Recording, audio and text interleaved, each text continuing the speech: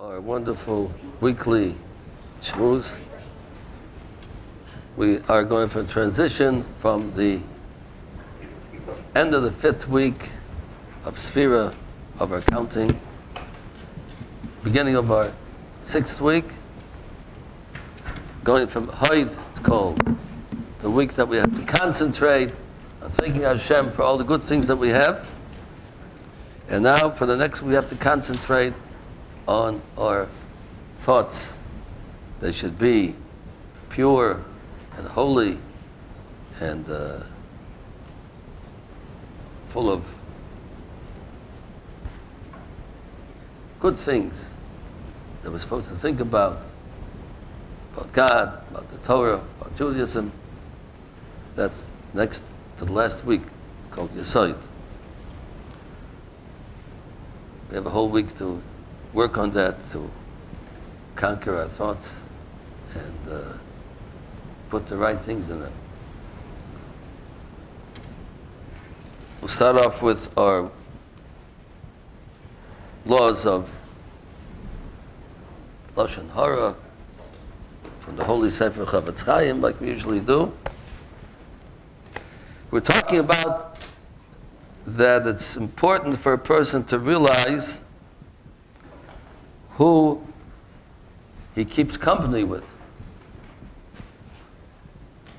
If he knows the group of people he's about to sit down with, that they are the type who like to gossip and talk about all the news and all the faults of other people,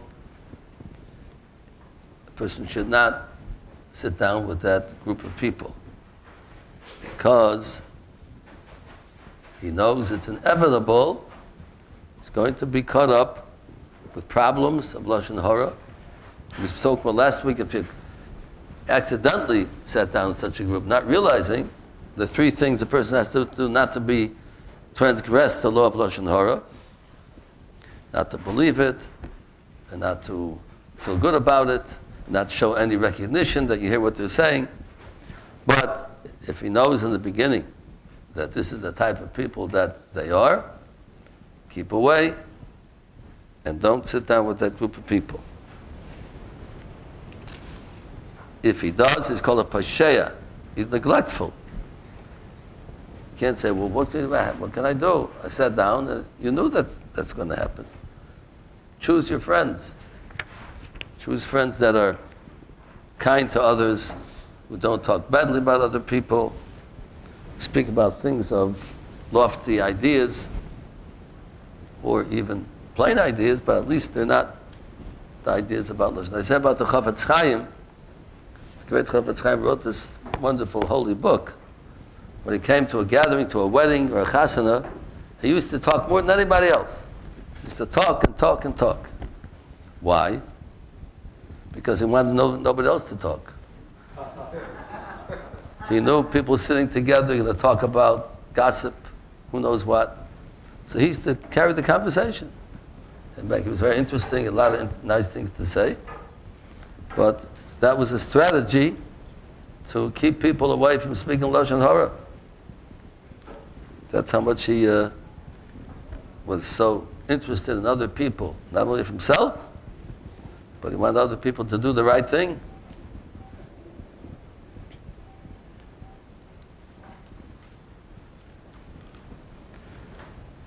Also, we sometimes hear from other people words of criticism, of faults.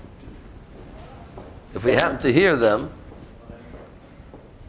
we are obligated to judge them favorably. If we hear somebody talking about somebody else, they did something, and it seems that it's really wrong, but it's possible that it really wasn't wrong, it just looks that way on the outside. That's called don lekaf zechus. We're supposed to judge people favorably in a way that they do not come out doing the wrong thing. For instance, if you see somebody who's supposed to be keeping kosher and goes into a restaurant that's not kosher, and they have a sale outside, big sale, food today is all they can eat for $10. So it looks like, oh, he must have been going for that sale over there. So it looks like it doesn't look good. But maybe he needs a telephone. They used to have telephones inside. Maybe he has to use the restroom facilities. He might be going for a different reason, not because he wants to eat what's serving over there. So you have to judge a person favorably and not, you see what he's doing. So somebody said, I saw him going into that restaurant. And you hear it, you think to yourself, so what? He went to a restaurant. He probably went for a different reason, whatever it was. There are other things in the restaurant besides eating. So you have to judge a person favorably and not to make him guilty right away. And this is a mitzvah in the Torah. One of the 613 mitzvahs in the Torah, but tzedek tishbeit amisech. You should judge your friend favorably. Therefore, if a person will judge him not favorably, so then he transgresses two sins. Number one, he didn't judge them favorably. Number two, he's accepting lashon hara. So he believes something wrong about the person. So it's very important. It's not an easy thing to do. Most people have a tendency to judge people not favorably. For some reason, we sort of get a kick out of it. The other person did something wrong. It maybe makes us feel better that we have something over them. They did something wrong, and I didn't do something wrong, so therefore we have a tendency to judge people and to make them guilty rather than favorable.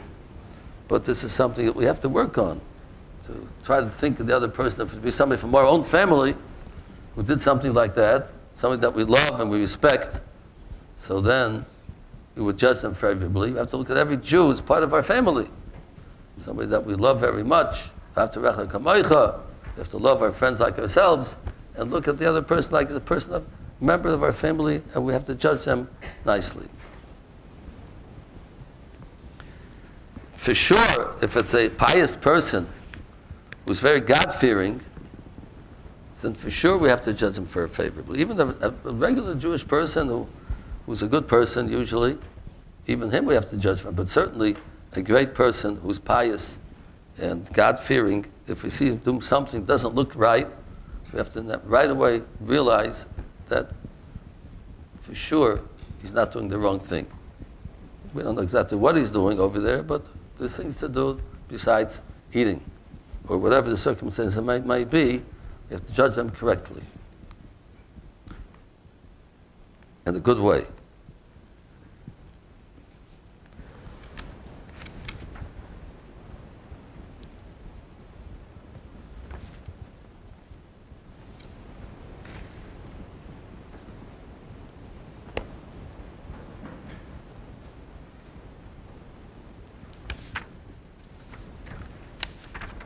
And we've discussed a number of times that the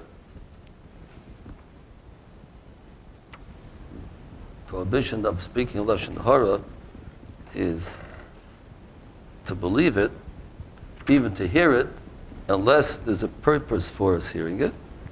We have to find out information about somebody because we want to have a connection with them in any way, of business connection or marriage connection.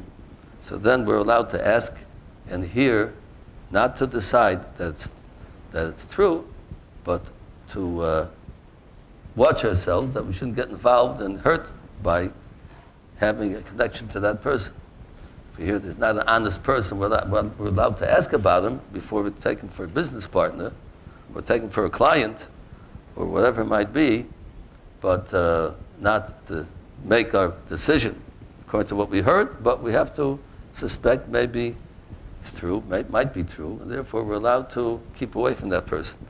But we still have to love him like ourselves. The mitzvah of asktherabbi still applies. We don't know for sure. Somebody said something about somebody else.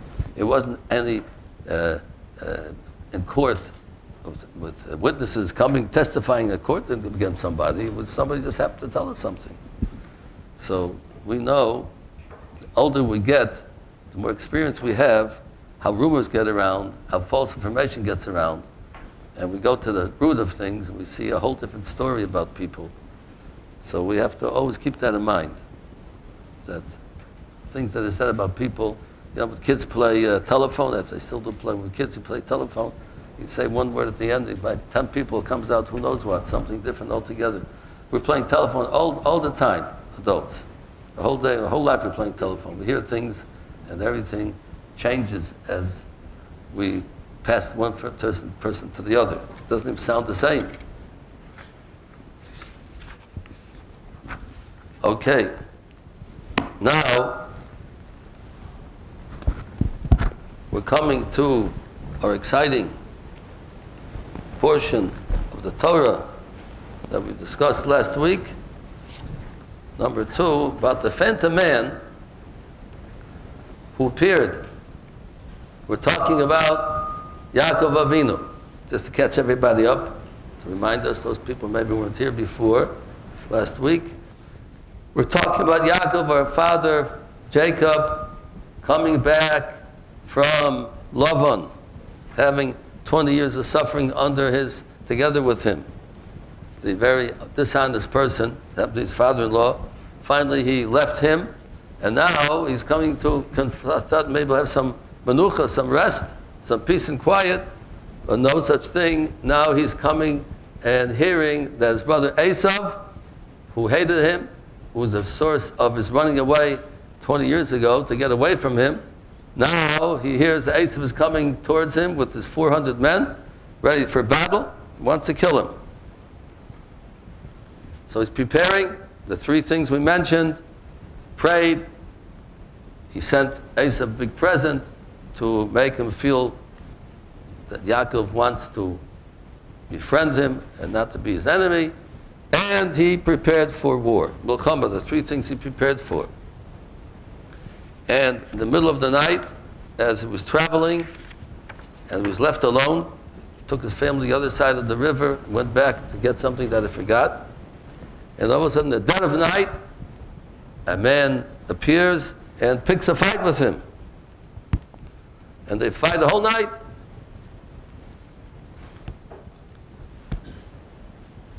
And like we said last week,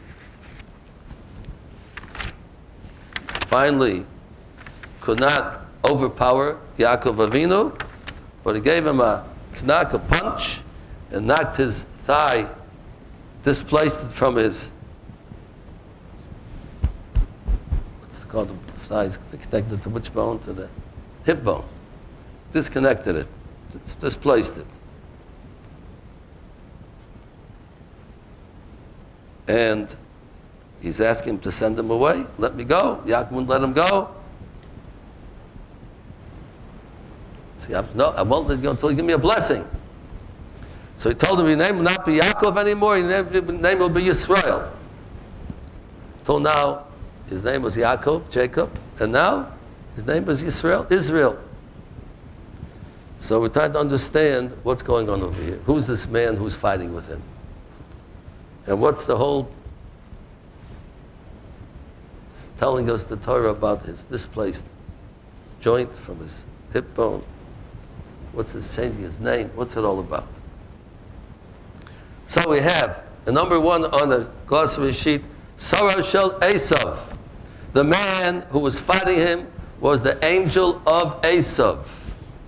He wasn't a man, he was an angel. But angels come to this world, they make themselves look like men. Just like, remember, Avraham Avinu, the 3 men who came to him, there were 3 angels. But this was the angel of Esau. Every nation in the world, we're told, they have an angel over them. God does not work directly with the nation, but he has an angel he works with. Not the angel has any power by himself, nothing at all, but just that God works through the angel to give to that particular nation their life and the sustenance. But God's not that close to them, except for the Jewish people. We don't have any angel between us and God. He deals with us directly, with the Jewish people.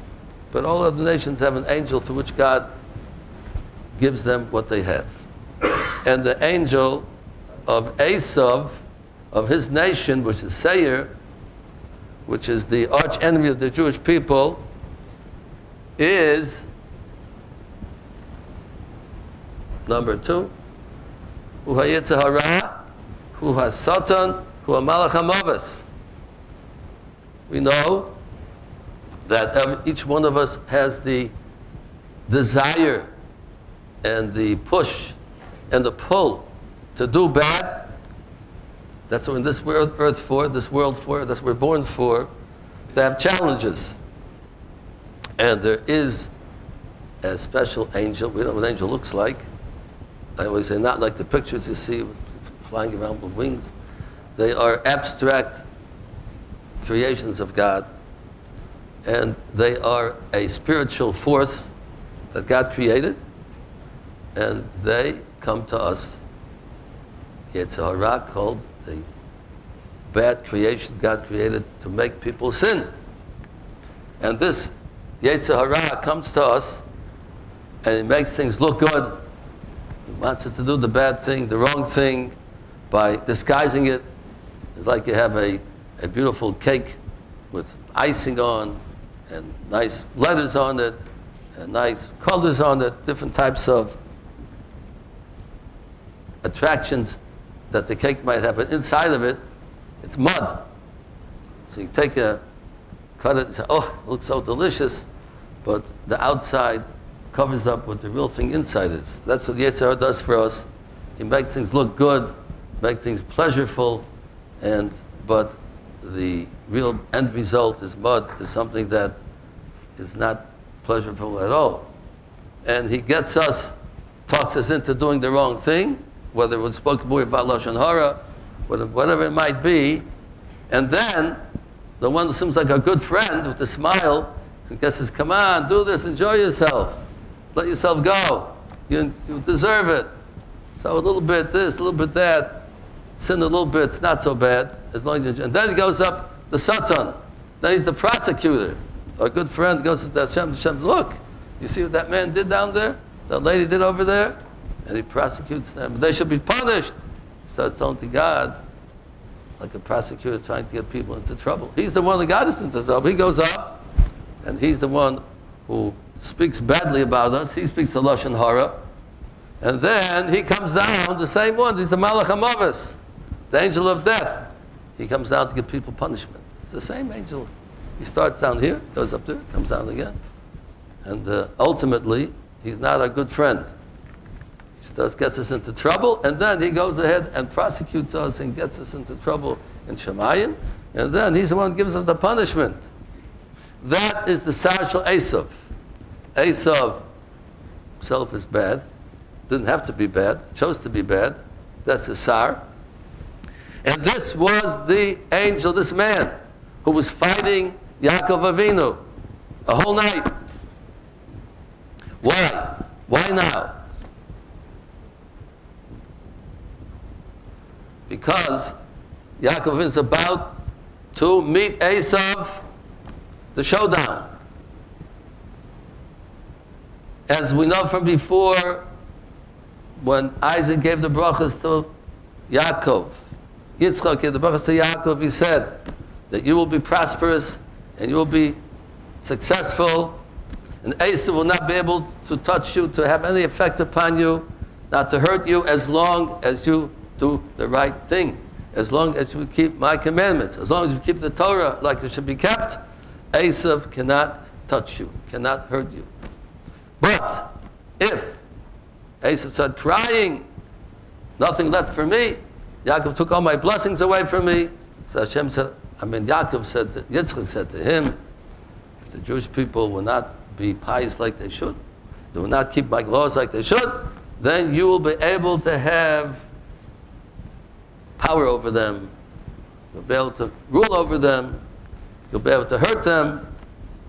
And now when Yaakov is about to come to face Esau, so the Sar of Esau comes down. It's fighting Yaakov Avinu. It's talking about the physical fight, but it was more than the physical fight. It was a spiritual fight. He was trying to get Yaakov Avinu to think wrong thoughts. He was the whole night fighting with him. Tzaddik Varaloi, everybody asks, why righteous people suffer, why babies suffer, why God seems to be invisible, we don't see him. It's invisible, I mean, he's not, I don't mean invisible, not seeing him, he's not He's not there for us. We pray sometimes, He doesn't answer our prayers, it seems. All kinds of philosophical questions that we talk about, we think about, we hear about. All different things. Who said there's a God altogether? Maybe there's another power. Who says this, who says that? Maybe evolution. All kinds of thoughts. He came to Yaakov a whole night fighting him. They were fighting not only physically. The physical fight was the small thing. The main was the spiritual fight. Trying to get Yaakov to have some kind of wrong thoughts. Something that won't be 100% according to his greatness. And if we accomplish that, then Esau, when he comes to fight him, he'll be victorious. If we get Yaakov to sway a little bit away from the right path, not to have the proper thoughts 100%, then Esau will be able to start up with him and be able to have some type of victory and some type of inroad into Yaakov Avinu. But it didn't happen. Yaakov Avinu was strong the whole night, and he did not sway at all. He could not make him think the wrong thoughts at all, make any questions in his mind.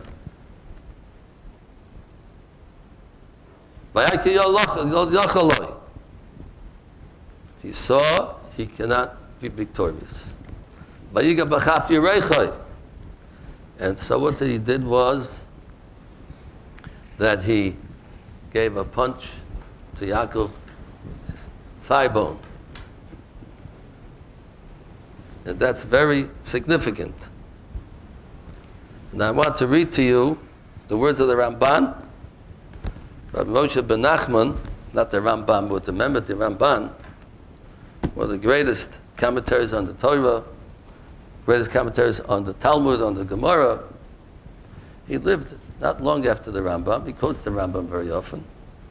He lived a little bit after Rashi. He quotes Rashi. He was a Sephardic Gadol, Sephardic scholar, but he quotes Rashi, he quotes the Rambam, quotes a lot of the great scholars before his time.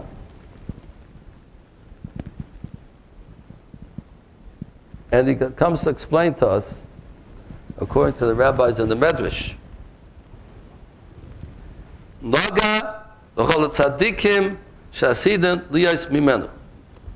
When he displaced that bone of Yaakov Avinu, we have to realize that the fight was not only for his time. The fight was for future generations until the time of Mashiach comes. Everything that happened to our forefathers, Abraham, Yitzchak, Yaakov, Abraham, Isaac, and Jacob, is all a sign and a miniature happening what's going to happen to the Jewish people in the future for all generations. And that was a sign that Esau was able, in a little way, he couldn't conquer over Yaakov, not physically, not spiritually, but just that little bit. He displaced that bone. And that refers to the future generations, because the bone is right near where the root of life is in a man, referring to future generations, that's the way of putting it, that Esau will be able to have an inroad and a power to be able to have an effect on the future generations of the Jewish people. The tzaras, the Esau will cause for the Jewish people in the future.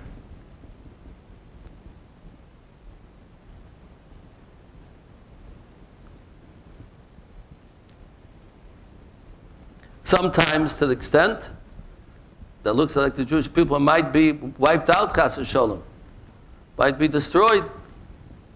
Esau has that power to go to almost, like that story of Hanukkah, like the story of Purim, like the story of the Holocaust, that sometimes Esau is able to have a lot of power and a lot of permission from God. If the Jewish people are not acting like they should, he can get away with a lot. And it brings down, Rabbi Chaim bar Abba said the following. Yamali Adam, I think we have a glossary sheet I put down over here. Torah shel shmad. Number 3. Tzadikim she'asin liyas mimenu. Esau will be able to have inroads and power over the Jewish people in the future. The generation of destruction of the Jewish religion, that they tried to destroy us.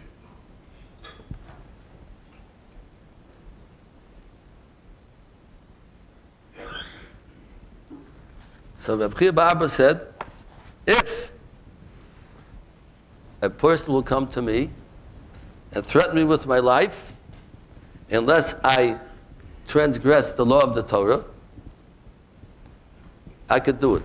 I'll be able to stand up to the test. I'll give my life for Yadut, for Judaism, for the Torah. I could do that. If it'll be a fast death, have a gun and say, okay, Jew, I want you to eat this pork. And if you don't eat the pork, I'm going to shoot you. So I can stand up to the test. I'll be able to say, shoot me. Okay. But the Torah shel shmad, that generation where the non-Jewish people were persecuting us, I don't know if I'd be able to bear the pain that they inflicted on us. What did they used to do?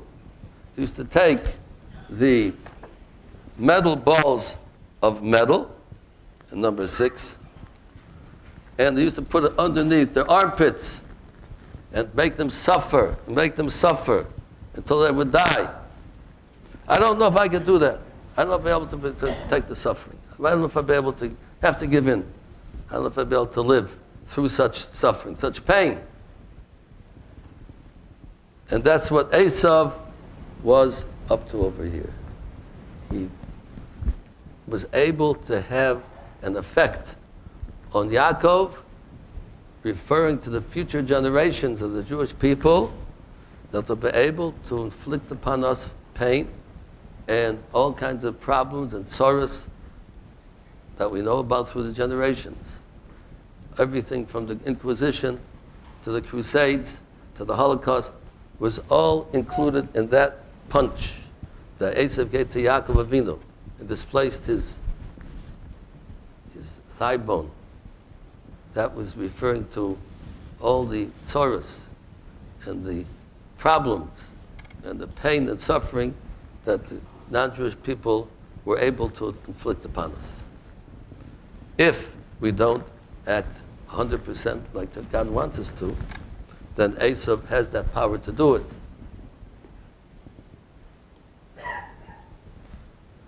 That's what he says. But the Ramban continues.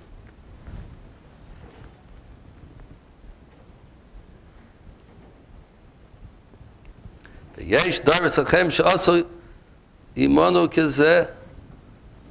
wasn't the only generation that the Jews suffered, like we know today. And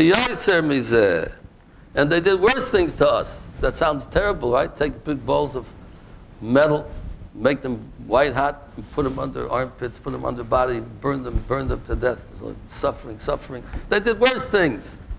We all know that. And the Holocaust, and the Inquisition, the murderous, torturous things they did to the Jewish people. And we took it all, and we lived through it all, and didn't change us, didn't destroy us. They couldn't move us. We kept strong to our religion, kept strong to Hashem, to God. I once heard from a person who went through the Holocaust in Auschwitz, and he said, no other nation in the world would be like the Jewish people. Went through so much, and still people sang all the stories in the concentration camps of heroism, of what they kept, what they did in order to keep God's word and not give up and not give in. So many stories. I'm sure everybody who's familiar with so many stories of what happened. We're still around. Yavo Yaakov Sholem. And that's what the whole thing comes afterwards. we have in our glossary sheet over here. Hakol Savalnu, number 7. We recite everything. This was a whole night that happened, right? He's fighting a whole night. He got his foot knocked out of place. And then Shemesh. And then the sun came up. He was lame, he was limping. Because of the bunch that he got, he was limping. But the sun shined, shone upon him, but he's like loy, and it cured him from this limp, this location of his thigh bone. He got cured from it. God came in the morning, the sun came up, and this is talking about the future of the Jewish people, that the sun will come up for us, right? This whole thing is talking about Yaakov Avinu over 3,000 years ago, almost 4,000 years ago, but it's all hinting to us the future of the Jewish people, how we're going to have to suffer. But the end will be, the Shemesh, the sun will come up, and he was cured. Jewish people will be once again close to God again, on their land again. Everything will be wonderful again. And this is what we have to go through. We're almost there already, almost there. After all these thousands of years, almost.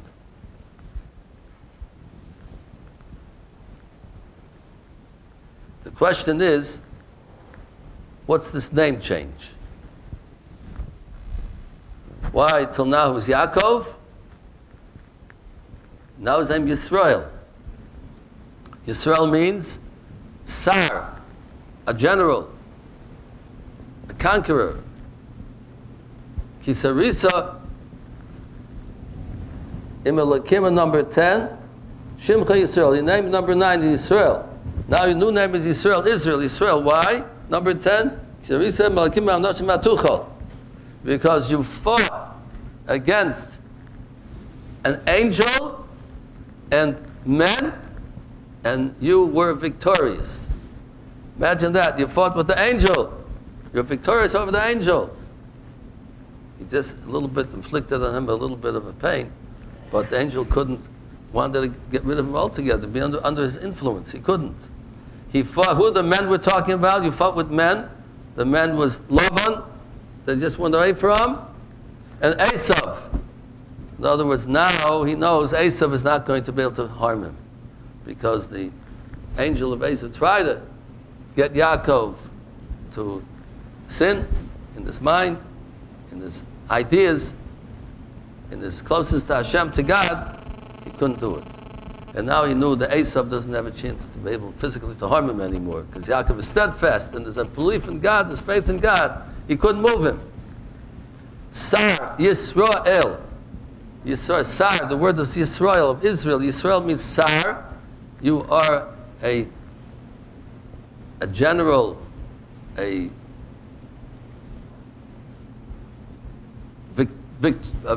victor. Strong, over the strong ones, over the kings. They're also kings, but over the Malach, the angel, and the two arch enemies of the Jewish people, Lavan and Esau, which was in his time and the sign for the future, what's going to happen. That's why his name was Yisrael. But it goes further than that. Yaakov, when he was born, called Yaakov. Yaakov means a foot, a heel, because holding on the heel of Esau when they were born, the twins, started Yaakov, and the name ended up Yisrael.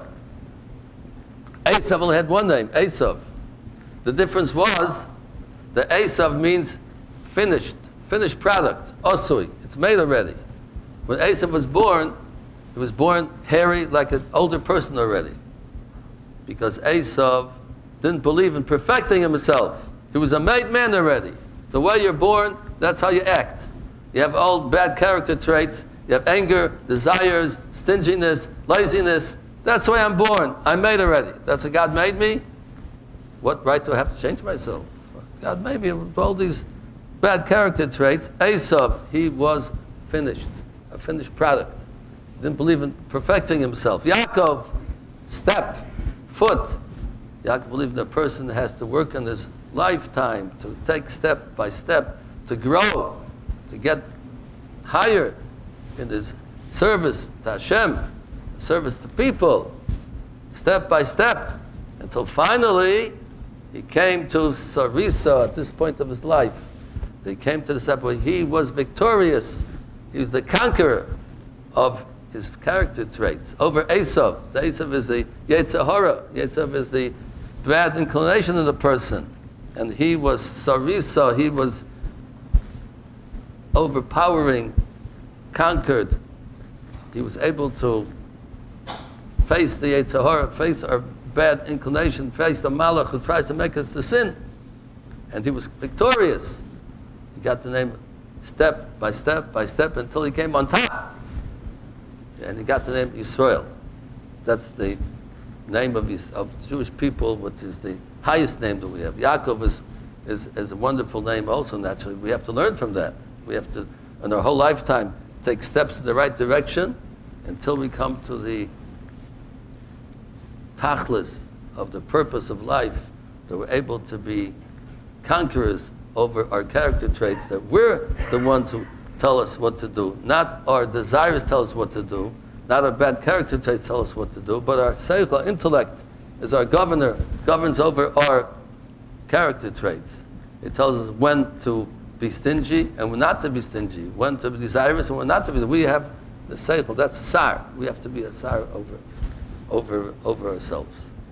So this is this whole fight going on between Yaakov and Esau for his time and for all the time in the future.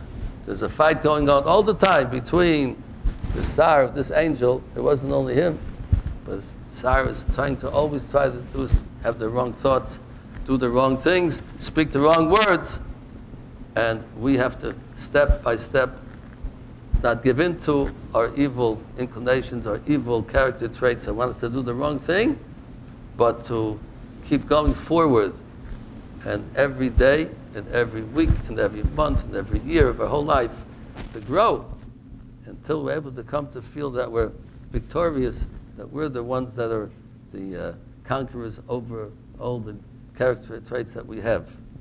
And this was what this fight was going on. And as long as we do that, the Esau doesn't have any power over us. But when we fail in that effort, and we don't live up to the standard God wants us to live as Jewish people, then Esau can come and make trouble for us. And the Torah ends off, Al Kain, because of this story that we just read, that the angel was able to dislocate that bone, the Jewish people do not eat the Gid Anosh. Number 12. That from then on, since it was a overpowering in that particular place, with Yaakov Avinu, we do not eat that part of the animal from then or ever after. It's called the sciatica nerve. Right over there, what's what it is. We're familiar with sciatica nerve. People have trouble with sciatica nerve. But right in the foot, the back, between the hip bone and the thigh bone, that nerve that's where it is, and we don't eat that.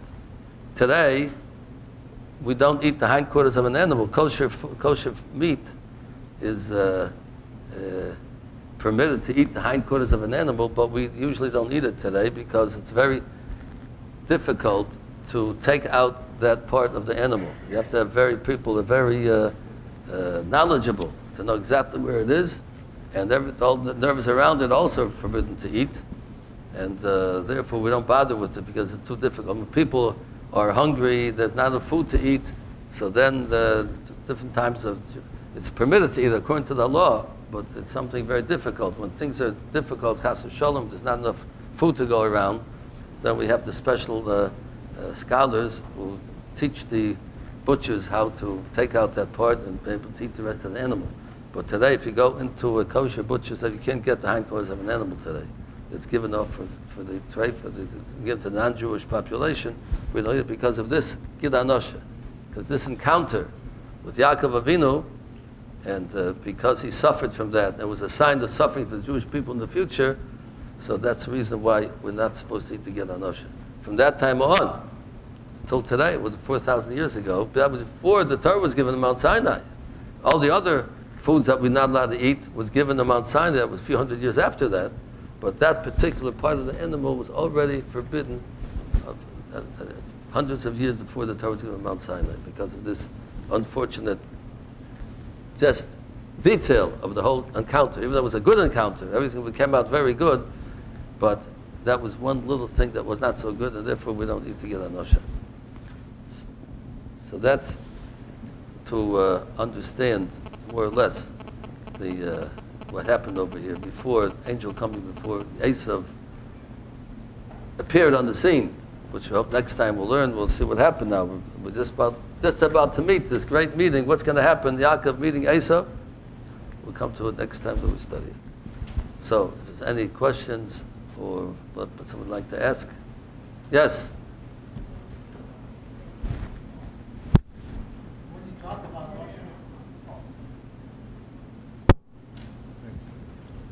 When you speak about Lashon Hara, if I'm talking to an individual and talk about somebody who this person has no knowledge who it is, we don't mention his name, you wouldn't know him anyhow, is that still considered a form of Lashon Hara? No.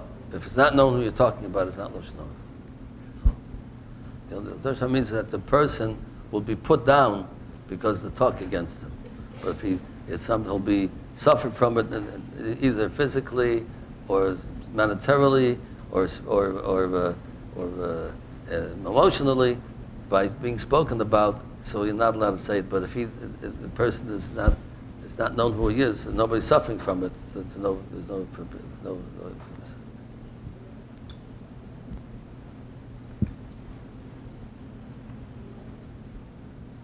Anybody? Any topic? Oh, over here, Rabbi. Yeah. Thank you. Rabbi, it says that it was Esau's angel that was sent. So if Esau was born evil, he never corrected himself, he stayed that way, why was he deserving to have an angel?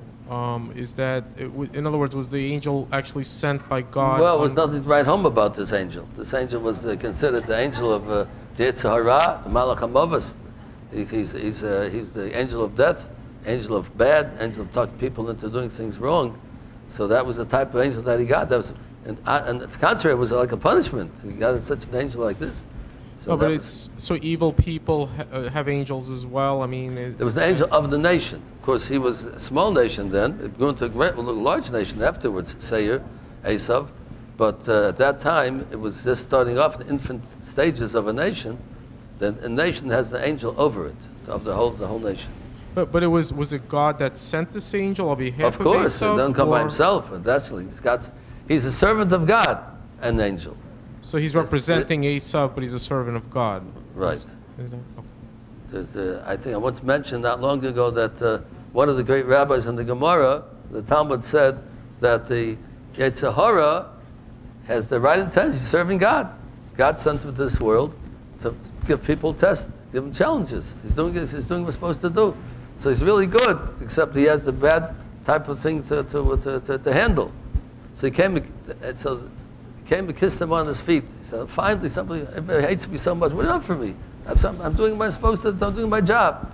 So he was very happy that he recognized that he's not bad, except he represents bad. It's God's shliach to represent, to give us a challenge, for us to grow from, for us to get better.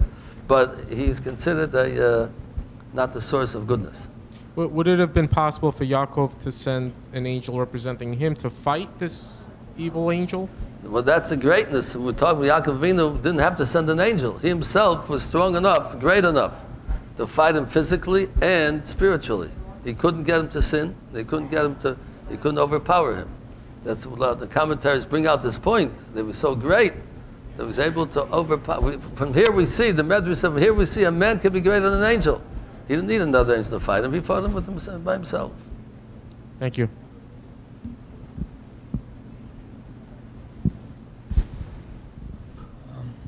Rabbi, I've got two questions to Okay. ask. Two questions to ask. The first question, if the Jewish people don't behave, they're getting punished because of this heat that Yaakov got, right? Using the same logic, the fact that Yaakov got heat, maybe there was something imperfect even in his behavior that allowed the angel to hit him in the first place. Is there a possibility of that? Definitely. It's a difference of opinion. There's something that's said, which I didn't mention it because it's not understood, but on the surface. But since you brought it up, I'll mention it.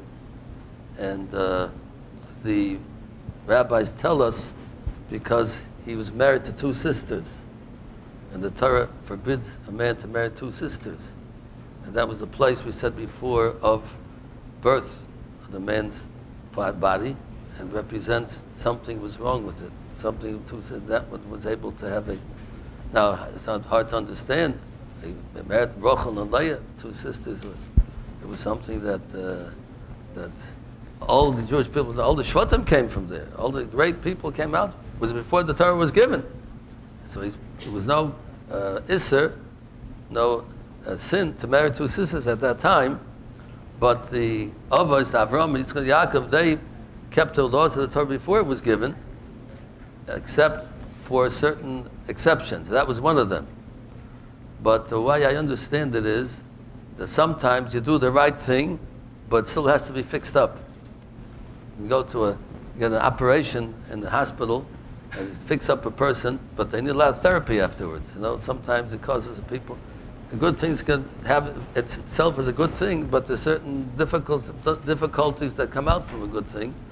And he did the right thing. He was supposed to marry them, and so on. But there was something imperfect in it. Something imperfect, and that imperfection had to be perfected over the generations. Okay, and one more question about the laws of Lashon Hara. Yes. If somebody talks about somebody, like you know a family, right? And somebody talks about the brother or sister of that family, which is, you've never actually met that person. So it's not that there is a damage to that.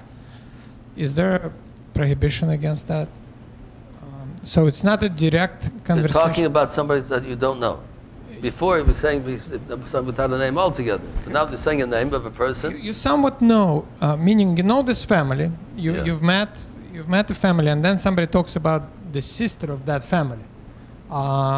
And according to in my mind, there is no Lashon Hara per se in that. Well, the problem is that the chances are that you know that family. Chances are sooner or later you're going to meet that person because that's exactly what happened. Okay. So that's exactly what happened. So then, you're the one they're talking about. That's exactly what happened. I know all about you. No. So that basically Lashon Hara, that wasn't the Lashon Hara at that point, but that came to fruition, basically. So therefore, we say Chacham Einu B'Roisha. A person is a Chacham who sees the future. A wise man sees the future. So you can't speak up because you know inevitably you're going to meet that person. You know the family, they'll have a chasana, they'll have a simcha, something, and you'll meet the person, then it's going to come out. So you can't speak about this. Okay, and one more question. If Yaakov was so strong, sorry about that. If Yaakov was so strong, why we don't attribute Gevurah to him? Why Gevurah goes to Yitzchak? Well, strong doesn't necessarily mean the physically strong. It means something much higher than that. Gevurah means Gevurah in a spiritual sense. So they all were Gevurah spiritually, but Yitzchak was Gevurah because he was the Ola Tamima, that he was brought on the Mizbeach and he was ready to be sacrificed to Hashem.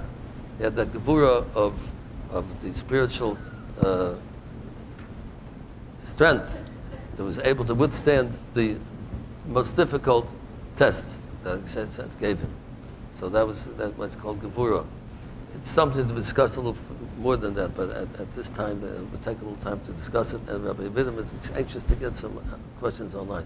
But the simple answer is we're not talking about physical strength. Howard M. in Florida wants to know about charity.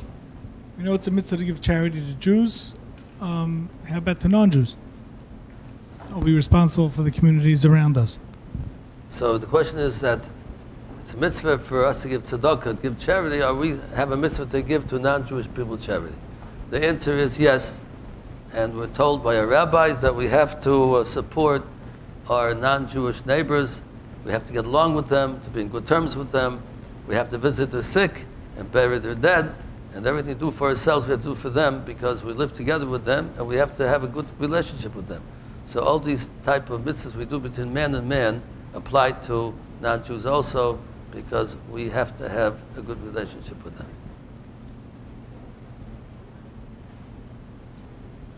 them. Okay, another question that came in. Why do people eat dairy on Shavuot? Why we eat dairy on Shavuos? Blintzes and cheesecake, all the good stuff. Do the Sfardim also eat dairy on Sfardim? Also on Shavuos. So it goes back a minute, but it's not an obligation. It's just a tradition to eat. It doesn't say any place in the Torah or in the Talmud to eat dairy on Shavuos, but it's a tradition going way back many generations. So the answer, simple answer, is because when the Jews received the Torah on Mount Sinai, they got all kinds of laws about food, and all the dishes were treif. Till then, they were eating all kinds of foods that are forbidden. Now, if you can't eat this, you can't eat that. So, to prepare, it's much easier to prepare a dairy, make a little cheese and milk and whatever it is. When it comes to meat, you have to cook it. You need pots, and you have to have the right kind of vessels to prepare a meat meal. So, therefore, they weren't ready for that after the Torah was given. So, they ate dairy until they're able to make all the dishes kosher. It takes, you have to boil them up and clean them out, and you have to wait 24 hours, and all kinds of laws that have to do with making our kitchen kosher. So therefore, they had to resort to dairy, just milk the cow, take some milk and some fast food, and be able to eat it without cooking, without koshering any dishes. That's the most simple, what the commentaries tell us why we eat dairy. Rabbi Mintz, how you doing? The question is, when they gave the Torah in Har Sinai, yes, for Shavuos, what day was it actually on? It was Shabbos. Shabbos. Shabbos. So how do you prepare on Shabbos? Well, now that's even more. That just you don't prepare anything on Shabbos. You can't cook. Once we said they didn't prepare the meat. I didn't see your question. They did not prepare on Shabbos the meat. They couldn't cook anyway. They couldn't cook after Shabbos either. We're saying. Well, but after Shabbos, so they couldn't. Meat that they had. But I'm saying when it came to preparing, so they're preparing it after Shabbos. So you couldn't cook meat with that. You had the shecht.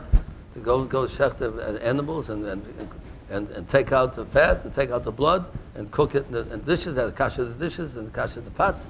So right after Shabbos, so they didn't, they couldn't prepare meal. They had to prepare a light dairy meal. That's the reason given. They had to take whatever they could on Shabbos. You can't prepare too much on Shabbos. You can't milk a cow on Shabbos. You can't make cheese on Shabbos. You can't do a lot of things on Shabbos too. But they had to eat whatever they had available that was kosher. I don't know exactly what they had. They had the mun, actually. They had mun. So it's a kasha altogether. If they had mun, why did they have to have altogether meat and cheese and milk altogether? They had the mun on Shabbos. And I'm thinking to myself, what kind of reason is that? If they had the mun, they didn't have to prepare anything.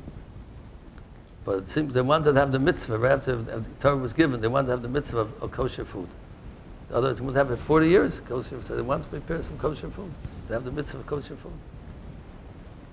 Okay, we have a question from Aaron Cohen.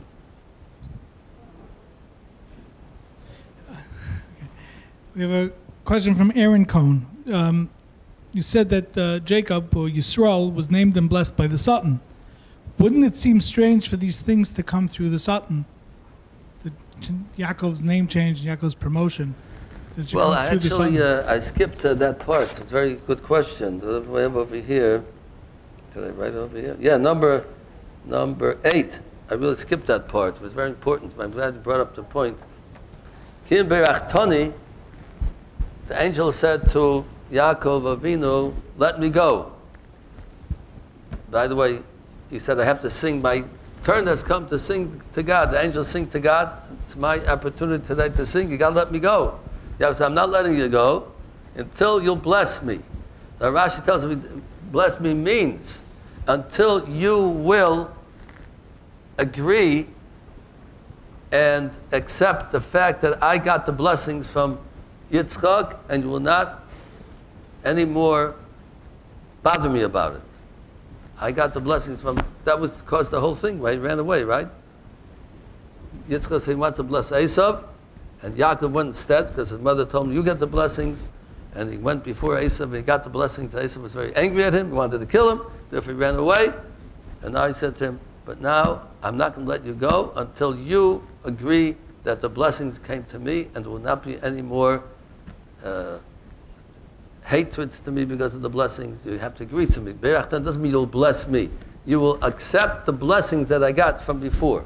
That's what it means. You're not asking the Satan for a bracha. He doesn't have bracha from the Satan, from Esau's angel, like the person is saying. He was saying that I want to agree, the blessings that I got, you will not hound me anywhere about it, you're not bothering me about it anymore, and therefore I'll let you go after that. But you must agree that once and for all, you're accepting the fact that I got the blessings and you didn't get the blessings. That's in number 8, which I didn't mention before, but it's very important to know that. He wasn't asking for a blessing, he was asking that blessings that he got should not be bothered with anymore. Rabbi, I have a question about the angels. Yes. On the ark, wasn't there cherubs? Is there a difference between cherubs and angels? Like in your book, that I bought, it has the 2 cherubs. Yes. Are they angels, and aren't they? Well, no, they have face of a person. The face where it had wings. We say angels have wings, and we make pictures of wings in our idea of wings. But the angels don't have wings the way we see them. Wings mean things that are, a bird has wings in order to let it to fly, to travel, to go places. Angels get around. They don't stay in one place. Are angels invisible? Or? They're invisible, unless they make themselves visible. When they come to this world, they make themselves visible like a person. But when we talk about the wings of angels, it's just like we say that God has eyes. Many times we find in the pasuk the eyes of God. God has eyes. It means the power to see. So eyes, we talk about eyes, the power to see, and the eye that we see. That's what we call an eye. God's eyes are not the eyes that we have. He has the power to see. So we use those words in order to understand the power of seeing. We know the power of seeing through the eyes that we have, flesh and blood eyes.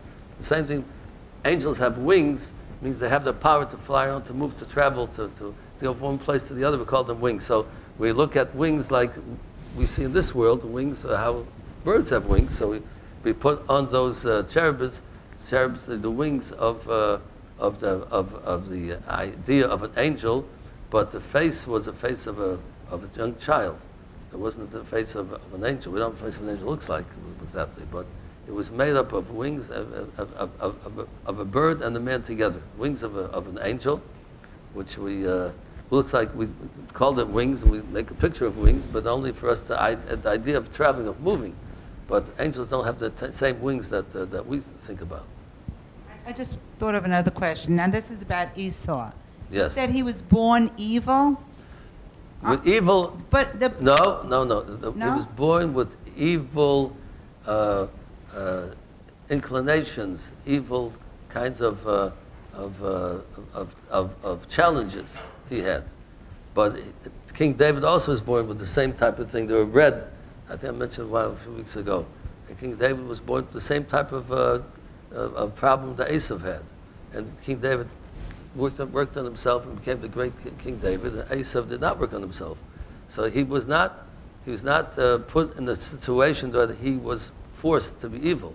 He had certain challenges that he had. He could have overcome those challenges, but he chose not to. Other people are born with the same type of problems, and they choose to overcome them and be great people. Nobody's born in this world that is forced to be good or forced to be bad. We have that free choice to be what we want.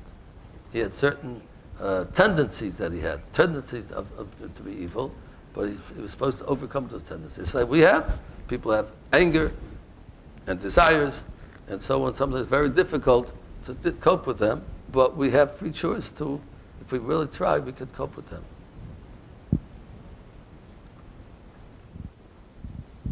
Hi, Rabbi. Yes. I want to ask something about number 10, what we learned today. It says that he fight with. It says he fight with God.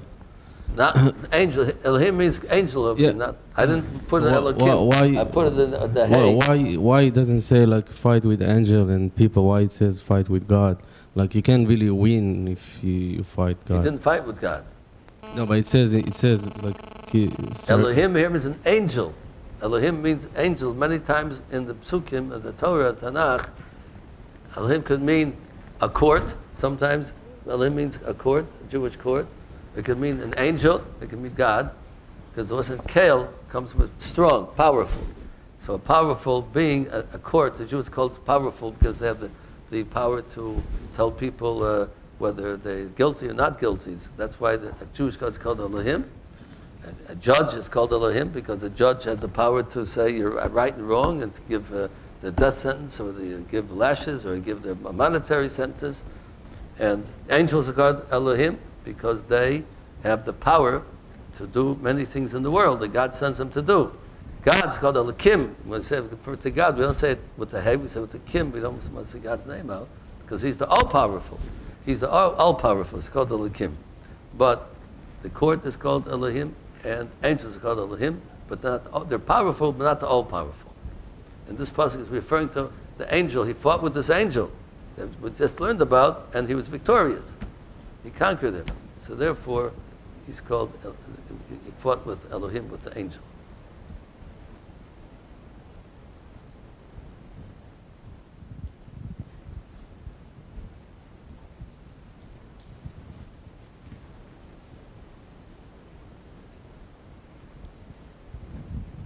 Rabbi, I heard on New York One yesterday that there was a Mishnah Torah called Oorah by it was written by Rambam in the 1400s.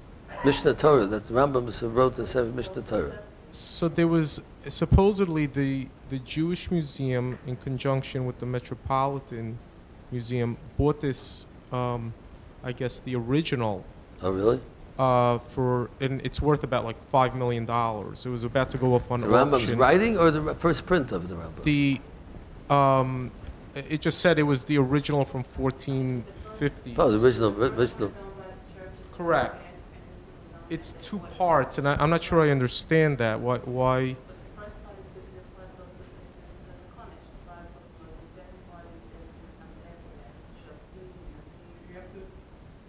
That's not the Tanakh. That's not the Rambam.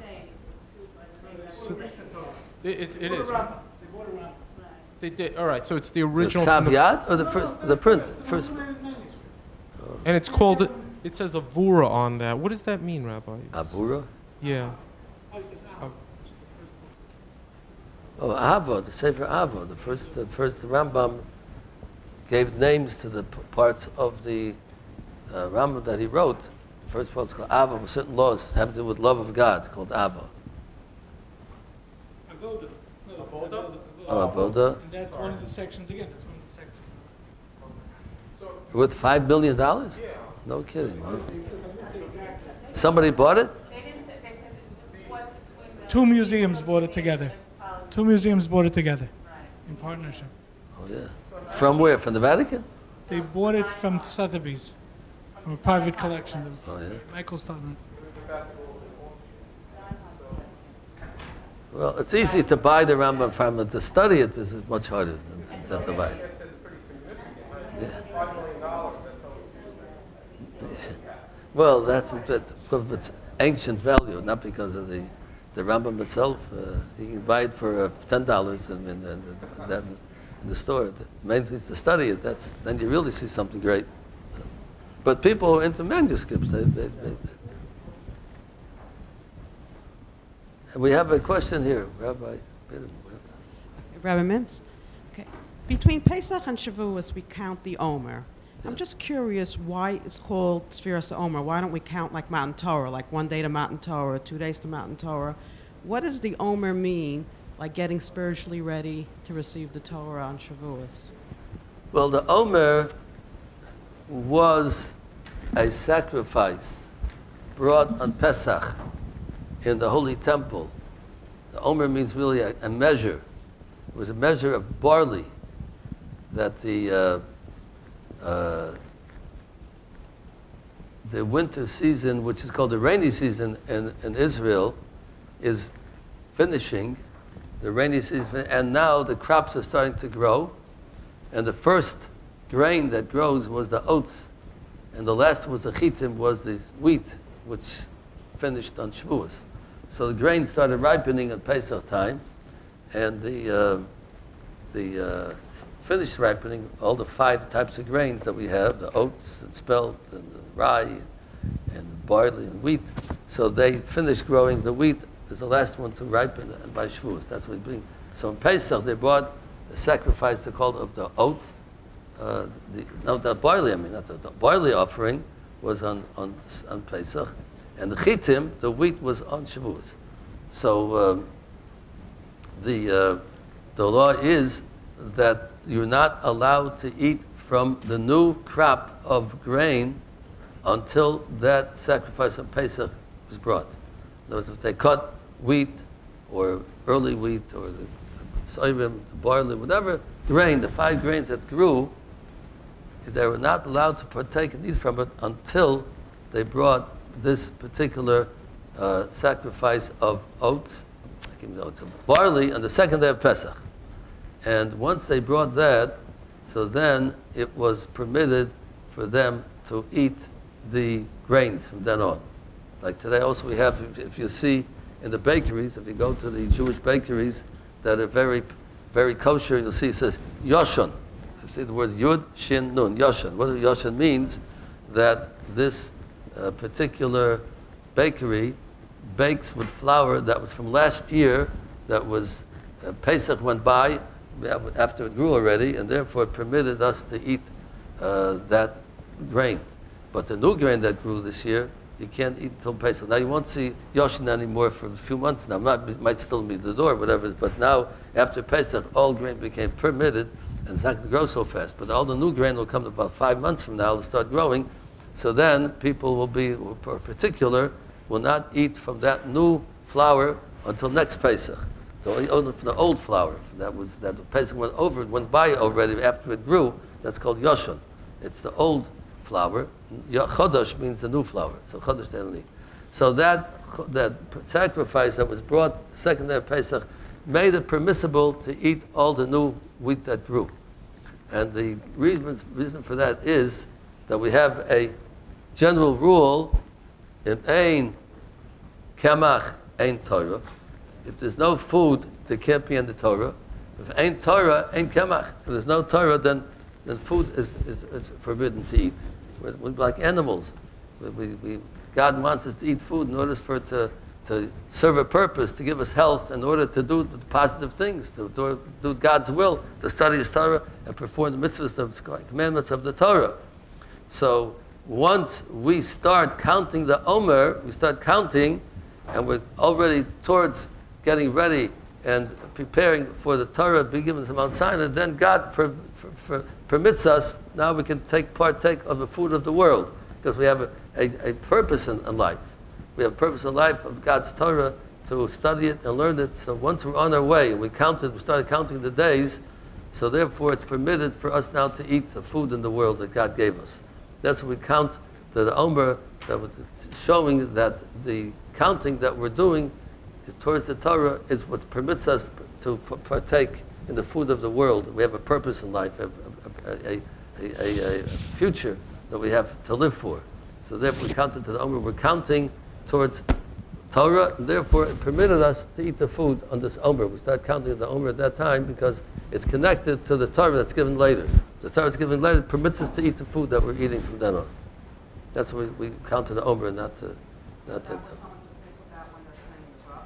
Well, it's a great thought to think about. Yes, we're not start counting now to Torah. Therefore, we're permitted to eat. That's why we have a purpose in life to eat. What are we eating for? Are we animals? Animals eat. They have no purpose. They eat. They eat. They eat for what? For no purpose. We're not supposed to be like animals. A lot of people just eat for no purpose. They live because they have no purpose in life. Just live, eat, drink, and be married. Tomorrow we die. That's what some people's motto is. There's no purpose in life. Eat, drink, and be married. There's no purpose. But the Jewish people know that this world is only a world to prepare us for the world to come, for eternal life. So we have to have a purpose to live for. So we have to eat in order to have not just like animals, but we want to eat for a purpose, for a reason. So once we start counting towards giving the Torah, so Hashem says, okay, now you have purpose in life. Now you're allowed to eat. You have purpose to eat. Was the Torah online? Was the Torah actually given on the 6th day of Sivan or the 7th day of Sivan? What's the difference? It's a difference of opinion then, the Talmud and the Gemara. One says 6 and one says the 7th. The question was, God said to prepare for Torah, He gave us a few days to prepare. The question was, also prepare 3 days or 2 days. That's the difference of opinion. How many days we're supposed to prepare for the accepting of the Torah? So some say the 6, some say the 7. Tzedakah. Yes. If is it considered tzedakah if you give, let's say, to an organization, but you get something in return? Get something physical in return, a gift or something, and if it is tzedakah, is it counts towards ma'aseh? If it's worth the amount of money that you gave, that's something to get back. It's not worth the same amount of money usually. It's a little something. Otherwise, they wouldn't make too much money. The place that for giving such expensive gifts back. So, but it really depends on what your thoughts are. In other words, if you want to give it to tzedakah, because the main purpose is to give it tzedakah. It's nice to get a gift. Maybe you have a choice, giving over there, giving over there. So I'll give over because I get a gift, but you wouldn't give them the money anyway. Right. So that's considered like you gave it to tzedakah. So it counts towards ma'aseh. Yes. But if you wouldn't give the money unless you got the gift, then that's not called ma'aseh. Yeah, everybody gives to Oorah. No, a raffle is different. She said, get a raffle, you don't know if you get anything back. So it's taking a big chance. Chances are you don't win a raffle. You get gifts. You get. Oh, they give this. Oh, yeah. I mean, I know 5-ish living is nice, but it's not worth $250.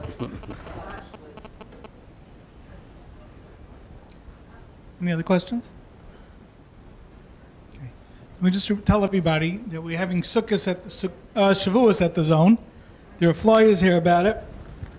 Shavuos at the Zone. You can make reservations. If you still openings? There are still openings. They just emailed me tonight. And we have a Facebook page called Jewish Staten Island Oorah. We encourage you to visit it because it's going to have updates. It's going to talk about all our programs that we have in Staten Island. And as things develop, you'll be the first to know if you visit our Facebook page. Okay. Any other questions or comments? We have to have Facebook. No, you don't have to have Facebook. You can just get Facebook. We don't necessarily Join Facebook. But in case you have it, it'll be something to see. Okay. Thank you very much, everybody. Next week.